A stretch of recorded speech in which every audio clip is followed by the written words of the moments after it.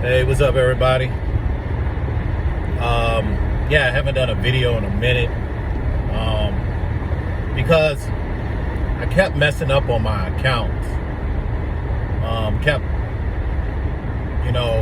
it was inconsistent with, my trading. So I had to look and see what was going on. I was doing a lot of impulse buying and not really trading my trading plan. So I started to, pray, seek God, grab a hold of my emotions. And that's when I came to realize that when they talk about 90% of traders lose money, 90, 95, at least half of those traders, I can say, don't know for sure, but I know at least half of those traders are losing not because they don't know how to trade, it's because they're not trading the way they know they're supposed to trade. So most of the time you're like, okay, I got to get my psychology down, my risk management down and all that. Look, you can risk a 0.5% every time you get a trade, but if you don't know when to trade and when not to trade, you're going to risk a half, then another half, then another half. You do that 10 times, that's 5%. You do that 10 times and losing, that's 5%. So what I had to do, I realized that it was my emotions, and it was just not in trading. I realized that my emotions was getting in the way of all aspects of my life. So if I focus on me being more sound in my emotions, because emotions is a part of a part of being a human, but not allowing my emotions to get the best of me. When you see FOMO, it's your emotions. Fear is an emotion, and that's what makes you jump in and trade.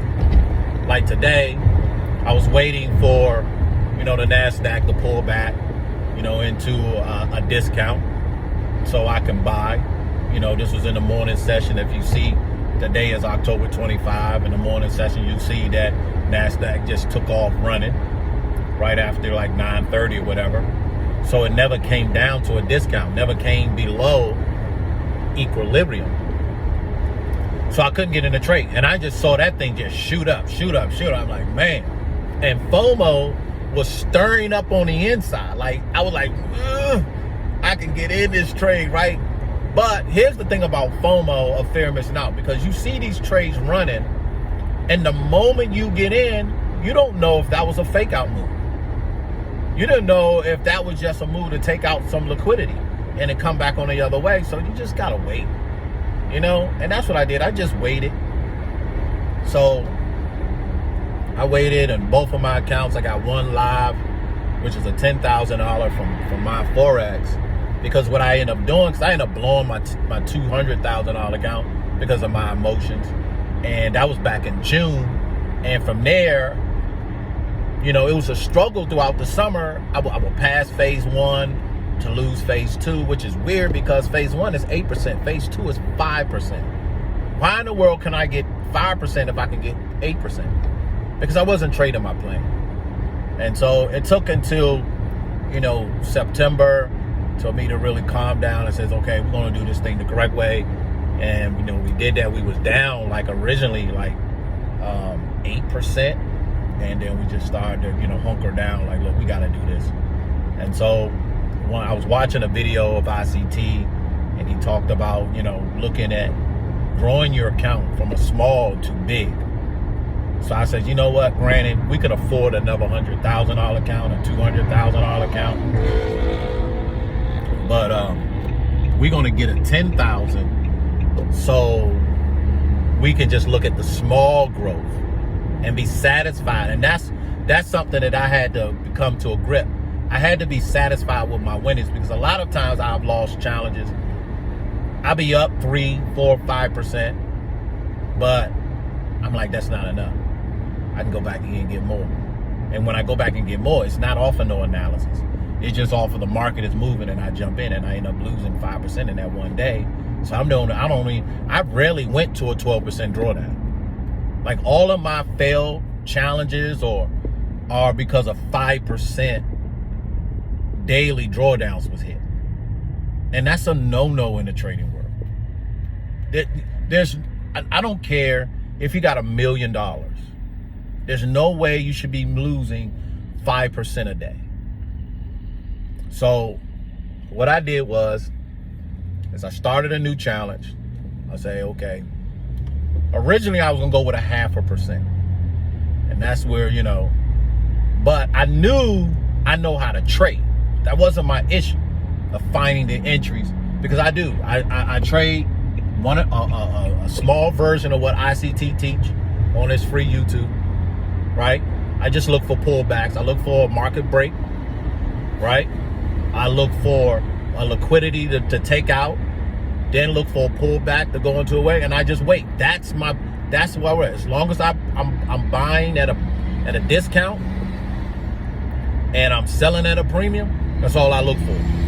I don't need 100 pips, 20 to 40. That's all I need. I don't need to be in the market all day. 1 hour trading, looking for 20 or 40 pips off of a premium or discount, and that's it. You can live off of that. And so that's what I started to do. I said, so I can do that with a 1% risk. But most of the time I'm starting in with a 1%. But I can see where my, say like if I'm gonna be buying and I'm looking for a level at a discount, and at that discount, at the low of that range, it could be like 13 pips or points, right? But I'm gonna put 20 anyway. But if it comes down and hit that, I'm getting out of the trade, right? So I really don't lose all of my 20 pips off my 1%. I only lose 13. So what that does, that gives me another chance to wait for the next move so I can get into it, right? Because a lot of times, especially when you trade in these markets, they got these manipulated moves. They got these moves, these sucker moves that they try to, coerce you into getting into, and you take them and you get stopped out. And then later on, you see the market run in your favor. So that's why I will kill the trade. So it gives me more, because I don't want to lose more than 2%, because then it gives me a second chance to get in there. Now, if I'm below my starting balance, so say like my 10,000 and I'm down to 9 or something like that, then I will go with the half until I'm back to break even. And then from there, I'm only using 1%. But if I get me a bread and butter, I'll tell you this right now, this is not called over trading. This is called using, I'm taking this little, this is like, this is smart. So if I get into a retracement where it's at that last order block where it's only about 3 pips, less than 5, and I'm still taking my 1% at 20% range, at 20 pip range, and I get in where it's only 3% or less, somewhere around that before the low, then once it started to go in my favor, I'm putting in another 1%. But I'm still gonna keep my stop loss now at that low. So if both trades come back, I still lose less than 1%. But if it runs, I can get 2%, 3%, stuff like that off of a runner. Now, doing a challenge, I don't do that. The challenge, what I want to do is I take 8%, because I use my Forex funds. I take 8%, I divide that by 5 days. That's my minimum. The second one, 5%, divide that by 5 days. That's my minimum. Those are my targets, right? And I just go for the targets. Once you get the live account, then it's just staying positive. And once I'm in positive, I can, and I get me a runner, then the whole goal is to try to hold those runners as long as possible, to either another high or another new low if you're selling. So with that, that's where we at. I still work full time. My whole goal is to one day to do day trading full time, but I do work now, a full-time job, and right now I'm off because my son, he left his trumpet at home, and so he got banned at around like 1:15. So I'm gonna go pick up his trumpet, take it to his school, and then I'm gonna go back home, and I work the rest of my work at home, and then until we go to band football practice, because I gotta take him to football practice this evening. His team only lost one game. They tied one game and lost one game, so they doing pretty good. So we just looking for, I think homecoming is coming up soon, and that's that. So yeah, guys, I want to give y'all more content. Granted, I'll be showing some trades and things like that. Like, how I trade is not complicated at all, because I really don't think trading is complicated. I respect the market. The problem with the complicated part is us. We are the complicated part. We put our preconceived notions into the market. We try to predict the market.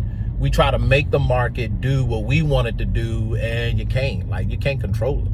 It's going to do it's going to be doing what it's going to be doing ever since the market is. Unless they shut the whole market down, the market's going to move. It's either going to be bullish or bearish, or it's going to consolidate. And you could just wait your turn to get in, and that's it, right? So that's it. And guys, I just want to thank God, my Lord and Savior Jesus Christ, for giving me the wisdom for me to be able to look at these markets, and I truly give him the praise that he deserves. With that, guys, peace, and I'll talk to you guys later.